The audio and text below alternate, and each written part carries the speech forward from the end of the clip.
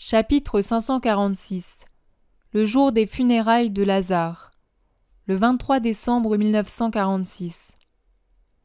La nouvelle de la mort de Lazare doit avoir produit l'effet d'un bâton que l'on agite à l'intérieur d'une ruche. Tout Jérusalem en parle. Notables, marchands, menus peuple, pauvres gens, habitants de la ville ou des campagnes voisines, étrangers de passage mais pas tout à fait ignorants de l'endroit, étrangers qui s'y trouvent pour la première fois et qui demandent quel est celui dont la mort occasionne un tel remue-ménage. Romains, légionnaires, employés du temple, lévites et prêtres se rassemblent et se quittent continuellement en courant çà et là. Des gens s'attroupent pour discuter de l'événement en des expressions et termes différents. Les uns s'en félicitent, d'autres pleurent, d'autres se sentent plus mendiants qu'à l'ordinaire maintenant que leur bienfaiteur est mort. Quelqu'un gémit.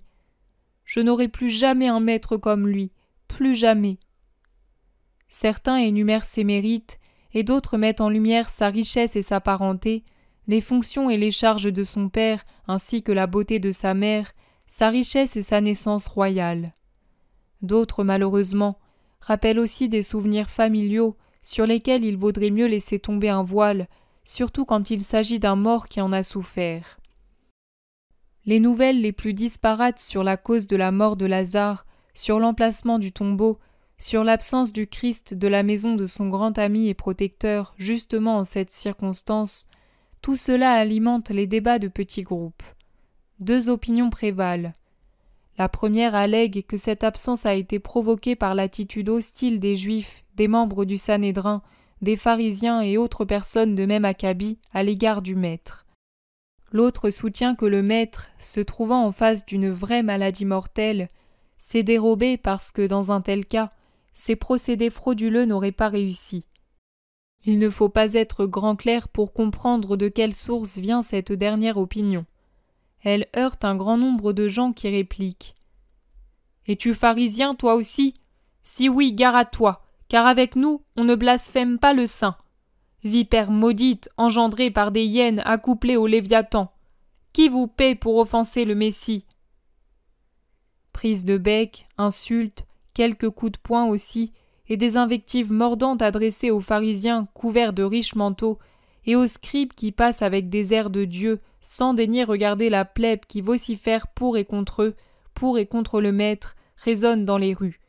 Et que d'accusations!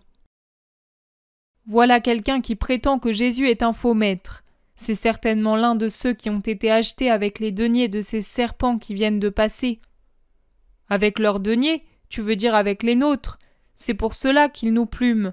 Mais où est-il ? Je veux voir si c'est l'un de ceux qui sont venus me parler hier. Il s'est enfui, mais vive Dieu! Ici, il faut s'unir et agir. Ils sont trop imprudents. Autre conversation. Je t'ai entendu et je te connais. Je dirai à qui de droit comment tu parles du tribunal suprême. J'appartiens au Christ, et la bave de démon ne me nuit pas. Répète-le à Anne et à Caïphe si tu veux, et que cela serve à les rendre plus justes. Et plus loin. C'est moi que tu traites de parjure et de blasphémateur parce que je suis disciple du Dieu vivant. C'est toi le parjure et le blasphémateur qui l'offense et le persécute. Je te connais, tu sais, je t'ai vu et entendu. Espion, vendu, saisissez-vous de lui. En attendant, il lui applique sur la figure de ces gifles qui font rougir le visage osseux et verdâtre d'un juif. Cornelius, Siméon, regardez, il me malmène, se plaint un autre plus loin en s'adressant à un groupe de membres du Sanhédrin. Supporte cela pour la foi et ne te souille pas les lèvres et les mains la veille d'un sabbat, répond l'un d'eux sans même tourner les yeux vers le malheureux, sur lequel un groupe de gens du peuple exerce une justice sommaire. Les femmes crient pour rappeler leurs maris en les suppliant de ne pas se compromettre. Les légionnaires de patrouille font dégager les rues à coups de hampe et menacent de faire des arrestations et de prendre des sanctions. La mort de Lazare, le fait principal, donne l'occasion de penser à des faits secondaires qui défoulent la longue tension des cœurs. Les membres du Sanhédrin, les anciens, les scribes, les sadducéens, les notables juifs passent l'air indifférent et sournois, comme si toute cette explosion de petite colère, de vengeance personnelle, de nervosité, ne s'enracinait pas en eux. Plus les heures s'écoulent, plus les passions fermentent et les cœurs s'enflamment. Ils prétendent, écoutez un peu, que le Christ ne peut guérir les malades. Moi j'étais lépreux, et maintenant je suis en bonne santé. Les connaissez-vous ? Je ne suis pas de Jérusalem, mais jamais je ne les ai vus parmi les disciples du Christ depuis 2 ans. Eux ? Fais-moi voir celui du milieu. Ah, le scélérat ! C'est lui qui, à la dernière lune, est venu m'offrir de l'argent au nom du Christ, en prétendant que Jésus prend des hommes en solde pour s'emparer de la Palestine. Et maintenant il dit « Mais pourquoi l'as-tu laissé échapper ?» Vous avez compris, hein ? Quelle canaille ! Pour un peu je me laissais prendre. Il avait raison, mon beau-père. Voilà Joseph l'Ancien avec Jean et Josué. Allons leur demander s'il est vrai que le Maître veut rassembler des armées. Ce sont des justes très bien renseignés. Ils courent en groupe vers les 3 membres du Sanhédrin et les interrogent. « Rentrez chez vous, hommes. Dans les rues on pêche et l'on se nuit. Ne vous disputez pas. Ne vous alarmez plus. Occupez-vous de vos affaires et de vos familles.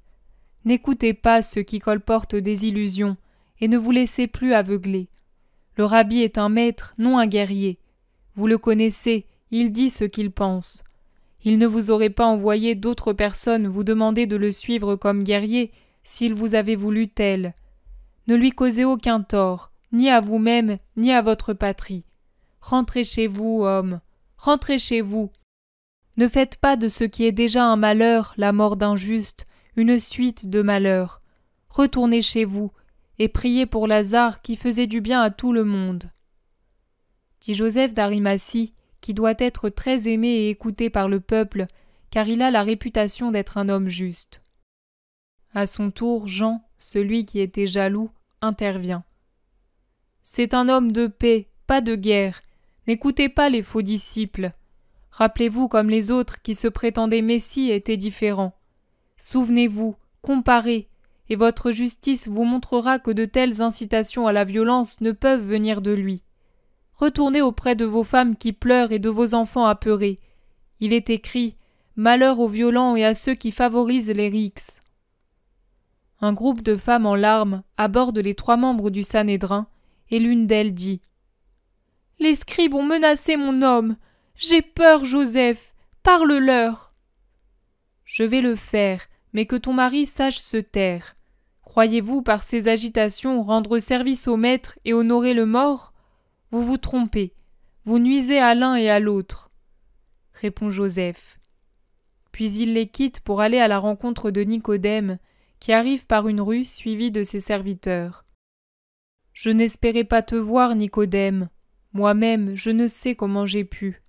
Un serviteur de Lazare est venu après le chant du coq m'informer du malheur. Et chez moi plus tard, je suis parti aussitôt. Sais-tu si le maître se trouve à Béthanie ? Non, il ne s'y trouve pas. C'est mon intendant de Bézéta, sur les lieux à l'heure de tierce, qui me l'a dit. Moi, je ne comprends pas comment il accomplit des miracles pour tous, sauf pour Lazare, s'écrie Jean. C'est peut-être qu'il a déjà accordé plus qu'une guérison à cette maison. Il a racheté Marie et leur a rendu paix et honneur, suppose Joseph. Paix et honneur, c'est bon pour les bons, mais beaucoup n'ont pas rendu et ne rendent pas honneur, même maintenant que Marie... Vous ne savez pas. Il y a 3 jours, Elchias y est allé avec beaucoup d'autres, et ils n'ont pas rendu honneur. Marie les a chassés. Ce sont eux qui me l'ont rapporté. Ils étaient furieux. Je les ai laissés parler pour ne pas dévoiler mon cœur, dit Josué. Et maintenant ils vont aux funérailles ? Demande Nicodème.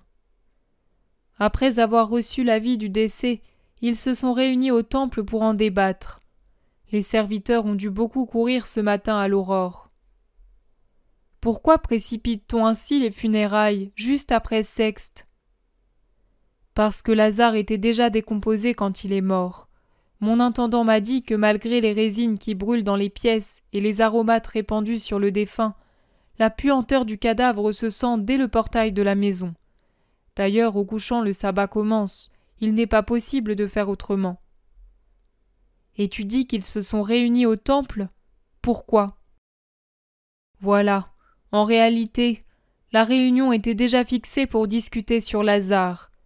Ils veulent annoncer qu'il était lépreux. Explique Josué. Cela non. Lazare aurait été le premier à s'isoler pour obéir à la loi. Intervient Joseph pour le défendre. Et il ajoute. J'ai parlé avec le médecin. Il a absolument exclu la lèpre. Lazare souffrait d'une consomption putride. Dans ce cas, de quoi ont-ils débattu puisque Lazare était déjà mort ? Questionne Nicodème.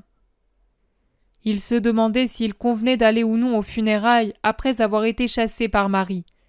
Les uns pensaient que oui, les autres que non. Mais ceux qui voulaient y aller étaient les plus nombreux, et cela pour 3 motifs. Voir si le maître y est, première raison commune à tous. Voir s'il accomplit le miracle, deuxième raison. Et la troisième tient au souvenir des paroles récentes du maître aux scribes près du Jourdain, non loin de Jéricho. Explique encore Josué. Le miracle ? Quel miracle pourrait-il y avoir maintenant qu'il est mort ? Demande Jean avec un haussement d'épaule avant d'achever. Toujours les mêmes qui cherchent l'impossible. Le maître a ressuscité d'autres morts, fait remarquer Joseph. C'est vrai, mais s'il avait voulu le garder vivant, il ne l'aurait pas laissé mourir. La raison que tu as donnée auparavant est juste, ils ont déjà obtenu un miracle. Oui, mais Uziel s'est souvenu, et avec lui Sadoc, d'un défi exprimé il y a plusieurs lunes. Le Christ a annoncé qu'il prouverait qu'il peut recomposer un corps en décomposition. C'est le cas de Lazare. Et Sadoc le scribe ajoute que près du Jourdain, le rabbi l'a prévenu de lui-même qu'à la nouvelle lune, il verrait s'accomplir la moitié de ce défi, un corps décomposé qui revit sans plus aucune séquelle ni maladie. Or, ce sont eux qui ont gagné. Si cela arrive, il est certain que c'est grâce au Maître. Il n'y aura alors plus aucun doute à son sujet. Pourvu que ce ne soit pas un mal, murmure Joseph. Un mal ? Pourquoi ? Les scribes et les pharisiens seront convaincus. Ô Jean, mais es-tu donc un étranger pour pouvoir prétendre cela ? Tu ne connais pas tes concitoyens. Quand donc la vérité les a-t-elle rendus saints ? Le fait qu'il n'ait pas apporté chez moi l'invitation à la réunion ne t'éclaire-t-il pas ? Chez moi non plus. Il doute de nous et nous laisse souvent de côté, constate Nicodème, et il demande. Gamaliel y a-t-il assisté ? Son fils était présent, et il viendra pour remplacer son père qui est souffrant à Gamla de Judée. Et que disait Siméon ? Rien, absolument rien. Il a écouté et est reparti. Il y a un moment, il est passé avec des disciples de son père sur la route de Béthanie. Les voilà presque à la porte qui ouvre sur ce chemin de Béthanie, et Jean s'écrie. « Vois, elle est gardée. Pourquoi donc ?» Et ils arrêtent ceux qui sortent. Il y a de l'agitation en ville. Oh, elle n'est pourtant pas des plus fortes. Ils parviennent à la porte et sont arrêtés comme tout le monde. Pour quelle raison, soldats ? Je suis connu de toute l'Antonia, et vous ne pouvez dire du mal de moi. Je vous respecte et je respecte vos lois. Dit Joseph d'Arimathie. Ordre du centurion. Le chef va entrer dans la ville et nous voulons savoir qui sort par les portes et spécialement par celle-ci qui donne sur la route de Jéricho. Nous te connaissons, mais nous savons aussi vos sentiments pour nous. Toi et les tiens, passez. Et si vous avez de l'influence sur le peuple, dites-leur qu'il vaut mieux pour eux qu'ils restent tranquilles. Ponce n'aime pas changer ses habitudes pour des sujets qui lui portent ombrage, et il pourrait se montrer trop sévère. C'est un conseil loyal pour toi qui es loyal. Il passe. Tu as entendu ? Je prévois de lourdes journées. Il faudra le conseiller aux autres plutôt qu'au peuple, dit Joseph. La route de Béthanie est remplie de gens qui vont dans la même direction, à Béthanie. Tous se rendent aux funérailles. On voit des membres du Sanhédrin et des pharisiens mêlés à des sadducéens et des scribes, et ceux-ci à des paysans, des serviteurs, des intendants de différentes maisons et des domaines que Lazare possède dans la ville et dans les campagnes. et plus on s'approche de Béthanie, plus il y a du monde qui débouche des sentiers et des chemins dans la route principale. Voici Béthanie. Béthanie en deuil de son plus grand citoyen. Tous les habitants, vêtus de leurs plus beaux atours, se tiennent déjà hors des maisons qui sont fermées comme s'il n'y avait personne à l'intérieur. Mais ils ne sont pas encore dans la demeure du mort. La curiosité les retient près de la grille, le long du chemin. Ils observent les invités qui passent, en disent les noms et échangent leurs impressions. « Voici Nathanaël ben Faba. Oh, le vieux Mattathias, parent de Jacob. Le fils d'Anne. Regarde-le avec Doras, Ben Kalba chez Boua et Archélaüs. Oh, comment ont-ils fait pour venir, ceux de Galilée? Ils y sont tous. Regarde, Élie, Yochanan, Ismaël, Uri, Joachim, Élie, Joseph. Le vieux Chanania avec Sadoc, Zacharie et Yochanan les Sadducéens. Il y a aussi Siméon, le fils de Gamaliel, venu seul. Le rabbi n'est pas avec lui. Voilà Elkias avec Nahum, Félix, Anne le scribe, Zacharie, Jonatas fils d'Uriel. Saül avec Éléazar, Tryphon ben Tedion et Joazar. Ce sont des gens bien, eux. Un autre fils d'Anne, le plus jeune. Il parle avec Simon Carmite, Philippe avec Jean l'Antipatride, Alexandre, Isaac et Jonas de Babaon, Sadoc, Jude, descendant des Assidéens, le dernier, je crois, de cette classe. Voici les intendants des divers palais. Je ne vois pas les amis fidèles. Que de monde! Que de monde, vraiment. Tous des gens importants. Certains ont un visage de circonstance, d'autres portent les marques d'une vraie douleur. Le portail grand ouvert engloutit cette foule, et j'y reconnais tous ceux qu'à diverses reprises j'ai vu se montrer bienveillants ou hostiles autour du maître. Tous sauf Gamaliel et Simon le membre du Sanhédrin. Et j'en remarque d'autres encore que je n'ai jamais rencontrés ou que j'ai peut-être aperçus sans connaître leur nom dans les discussions autour de Jésus. Ils passent des rabbins avec leurs disciples et des scribes en groupe compact. Ils passent des Juifs dont j'entends énumérer les richesses. Le jardin est bondé.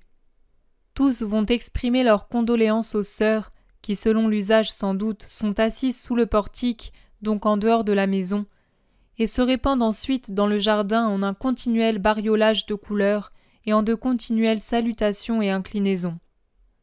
Marthe et Marie sont bouleversées. Elles se tiennent par la main comme deux fillettes effrayées du vide qui s'est créé dans leur maison, du néant qui emplit leur journée maintenant qu'elles n'ont plus Lazare à soigner. Elles écoutent les paroles des visiteurs, pleurent avec les vrais amis ou leurs employés fidèles, s'inclinent devant les membres du Sanhédrin à l'air glacial. Imposants, rigides, ils sont venus davantage pour se faire voir que pour honorer le défunt. Elles répondent, lasses de répéter les mêmes choses des centaines de fois à ceux qui les interrogent sur les derniers moments de Lazare. Joseph, Nicodème, les amis les plus sûrs, se tiennent à leur côté, sobres en paroles, mais manifestant une amitié plus réconfortante que de longs discours. Elchias revient avec les plus intransigeants, avec lesquels il a parlé longuement. Il demande « Ne pourrions-nous pas voir le mort ?» Marthe, avec tristesse, se passe la main sur le front et répond « Depuis quand cela se fait-il en Israël? Il est déjà préparé. » Des larmes descendent lentement de ses yeux. « Ce n'est pas l'usage, c'est vrai, mais nous le désirerions. Les amis les plus fidèles ont bien le droit de voir une dernière fois celui qu'ils aimaient. » Nous aussi, ses sœurs, nous aurions eu ce droit, mais il a été nécessaire de l'embaumer sans attendre, et quand nous sommes revenus dans la chambre de Lazare, nous n'avons plus vu que sa forme enveloppée de bandelettes. Vous deviez donner des ordres clairs. Ne pourriez-vous pas enlever le suaire de son visage? Oh, il est déjà décomposé, et l'heure des funérailles est arrivée. Joseph intervient. Elchias, il me semble que nous, par excès d'amour, nous leur faisons de la peine. Laissons les sœurs en paix. Siméon, fils de Gamaliel, s'avance empêchant la réponse d'Elchias. Mon père viendra dès qu'il le pourra. Je le représente. Il appréciait Lazare et moi de même. Marthe s'incline en répondant. Que l'honneur du rabbi pour notre frère soit récompensé par Dieu. » Helkias, à cause du fils de Gamaliel, s'écarte sans insister davantage, et il discute avec les autres qui lui font observer. « Mais tu ne sens pas la puanteur? Tu veux douter? Du reste, nous verrons s'il mure le tombeau, on ne vit pas sans air. » Un autre groupe de pharisiens s'approche des sœurs. Ce sont presque tous ceux de Galilée. Marthe, après avoir reçu leurs hommages, ne peut s'empêcher de manifester son étonnement devant leur présence. « Femmes, le Sanhédrin siège en des délibérations d'une extrême importance, et c'est pour cette raison que nous nous trouvons à Jérusalem. » Explique Simon de Capharnaüm en dévisageant Marie. Il se rappelle certainement sa conversation, mais il se borne à la regarder. Voici que s'avancent Yochanan, Doras fils de Doras, et Ismaël avec Chanania, Sadoc et d'autres que je ne connais pas. Ils s'expriment, bien avant de parler, par leur visage de vipères. Mais ils attendent que Joseph s'éloigne avec Nicodème pour s'adresser à 3 Juifs pour pouvoir blesser. C'est le vieux Chanania qui, de sa voix éraillée de vieillard croulant, commence l'attaque. « Qu'en dis-tu, Marie? Votre maître est le seul absent des nombreux amis de ton frère. Singulière amitié! Plein d'amour tant que Lazare se portait bien, et de l'indifférence quand est venu le moment de l'aimer. Tous ont obtenu des miracles de Jésus, mais ici, il n'y en a aucun. Qu'en dis-tu, femme? Il t'a bien trompé, le beau rabbi galiléen. Et n'affirmais-tu pas qu'il t'avait dit d'espérer au-delà de toute espérance? Tu n'as donc pas espéré, ou bien il ne sert à rien d'espérer en lui. Tu espérais dans la vie, as-tu dit? C'est vrai, Jésus prétend être lui-même la vie. Mais là-dedans se trouve ton frère mort, et là-bas s'ouvre déjà la porte du tombeau. Et toujours pas de rabbi. Le rabbi s'est donné la mort, pas la vie, renchérit Doras avec son sourire perfide. Marthe incline son visage dans ses mains et pleure. C'est bien la réalité. Son espérance est bien déçue. Le maître n'est pas là. Il n'est même pas venu les réconforter. Il aurait pourtant pu être là maintenant. Marthe pleure, elle ne sait plus que pleurer. Marie pleure également. Elle aussi doit reconnaître la réalité. Elle a cru, elle a espéré au-delà de ce qui est croyable, mais rien ne s'est produit. Et déjà les serviteurs roulent la pierre de l'entrée du tombeau, car le soleil commence à descendre, et cela va vite en hiver. Qui plus est, on est vendredi, et tout doit être fait à temps, de façon que les hôtes ne doivent pas transgresser les lois du sabbat, qui va bientôt commencer. Elle a tant espéré, toujours espéré, trop espéré. Elle a mis toutes ses forces dans cette espérance, et elle est déçue. Chanania insiste. « Tu ne me réponds pas? Es-tu convaincu à présent que c'est un imposteur qui vous a exploité et méprisé? Pauvre femme !» Et il hoche la tête parmi ses comparses qui l'imitent en disant eux aussi « Pauvre femme !» Maximin s'approche. « C'est l'heure, il est temps de donner l'ordre. C'est à vous qu'il revient de le faire. » Marthe s'effondre. On la secourt et on la porte dans les bras au milieu des cris des serviteurs qui comprennent que l'heure de la mise au tombeau est venue et qui entonnent les lamentations. Marie se tord convulsivement les mains. Elle supplie. « Attendez encore un peu. Envoyez des serviteurs sur la route dans ces messes et à la fontaine, sur toutes les routes, des serviteurs à cheval, pour voir s'il vient. »« Mais tu espères encore, malheureuse? Que te faut-il pour te convaincre qu'il vous a trahi et trompé? Il vous a ignoré avec mépris. » C'en est trop. Le visage baigné de larmes, torturé et pourtant fidèle dans le demi-cercle de tous ces autres rassemblés pour voir sortir la dépouille, Marie proclame. Si Jésus de Nazareth a agi ainsi, c'est bien, et il nous porte un grand amour, à nous les habitants de Béthanie. Tout est pour la gloire de Dieu et la sienne. Il a dit que cela servirait la gloire du Seigneur, parce que la puissance de son Verbe resplendira complètement. Fais ton œuvre, Maximin. Le tombeau n'est pas un obstacle au pouvoir de Dieu. Elle s'écarte, soutenue par Noémie qui est accourue, et elle fait un signe. La dépouille dans ses bandelettes sort de la maison, traverse le jardin entre deux haies de gens au milieu des cris de deuil. Marie tente de la suivre, mais elle chancelle. Elle rejoint les autres quand tous sont déjà près du tombeau. Elle arrive juste à temps pour voir disparaître la longue forme immobile de son frère dans la nuit du tombeau, où rougissent les torches que tiennent haut les serviteurs afin d'éclairer les marches pour ceux qui descendent avec le mort. En effet, le tombeau de Lazare est légèrement enterré, peut-être pour utiliser des couches de roches souterraines. Marie pousse un hurlement. C'est pour elle une vraie torture. Elle crie, et elle mêle au nom de son frère celui de Jésus. Il semble lui arracher le cœur. Mais si elle ne dit que ces deux noms, elle les répète jusqu'au moment où le bruit sourd de la pierre, replacée à l'entrée de la tombe, lui apprend que Lazare n'est plus sur la terre, même avec son corps. Alors elle s'effondre et perd connaissance. Elle s'abat sur celle qui la soutient et soupire encore, pendant qu'elle s'abîme et s'anéantit dans son évanouissement. « Jésus, Jésus !» On l'éloigne. Maximin reste pour congédier les hôtes et les remercier au nom de toute la famille. Tous l'assurent qu'ils reviendront chaque jour pour le deuil. La foule s'écoule lentement. Les derniers à partir sont Joseph, Nicodème, Éléazar, Jean, Joachim et Josué. Au portail, ils trouvent Sadoc avec Uriel qui ricanent méchamment. « Sont des filles, et nous l'avons craint. Oh, Lazare est bien mort, comme il puait malgré les aromates. Il n'y a pas de doute, non. Il n'était pas nécessaire d'enlever le suaire. Je crois qu'il était déjà rongé par les vers. » Ils sont heureux. Joseph porte sur eux un regard si cinglant qu'il leur coupe la parole et les rires. Tout le monde se hâte de repartir pour arriver en ville avant la fin du crépuscule.